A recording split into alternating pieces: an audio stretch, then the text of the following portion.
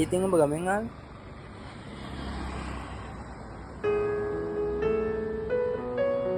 උඹ දන්නවනේ සමාධි මම ඉඳපු විදිය. එයාලගේ ගෙදර එකතු වෙලා අපිව ඈත් කළාට පස්සේ මං ගොඩක් අවුල් වුණා. ඉතින් මං හිතුවා ගමෙන් ටිකක් ඈත් වෙන්න. ඔබ කියන්නේ ගමේ ඉන්නවටදී මෙහෙ ඉන්න හොඳයි කියලාද? ගමේ ඉන්නකොට පරණ දේවල් මතක් වෙනවා වැඩි.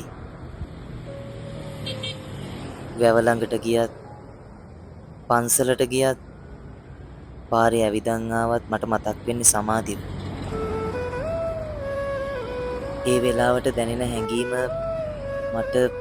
මට විස්තර කරන්න අමාරුයි බං. හරියට පිහියකින් අනිනවා වගේ. ඉතින් මට ඕන වුණා ඒ වේදනාකාරී හැඟීමෙන් ටිකක් ඈත් වෙන්න. සමාධිලා ගෙදරින් ගත්ත තීරණයට ලොකු අකමැත්තක් තිබුණේ නැහැ කියලා මම දන්නවනේ. ඔව්. මම ඒක හොඳින්ම දන්නවා. ඔබ නොදන්න වුණාට පූජා ඔබට පැලෙන්න ආදරය කරා. පුදුම කියන්නේ අදටත් ඒ ආදරේ හිම්මමයි. එයා මට ආදරේ වුණාට මම ආදරේ කරන්නේ වෙන කෙනෙක්ට.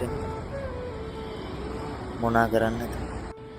හිතට නොදැනෙන කෙනෙක්ට කොහොමද ආදරේ කරන්නේ? ඔබට ඒ කෙල්ලගේ ආදරේ නොතේරෙනව නෙමෙයි. දැනෙන්නේ නැහැ වගේ ඉන්නවා ඔබ. මොකද උඹ අර සමාධියට ඇබ්බැහි වෙලා ඉන්නේ. මම දැන් ඒ දේවල් ගැන වැඩි හිතන්නේ නෑ බං. අනික සමාධියට දැනටමත් මාව අමතක වෙලා ඇති. මං දන්නවා ගැටුම් එකක් ගන්න ලේසි නෑ කියලා.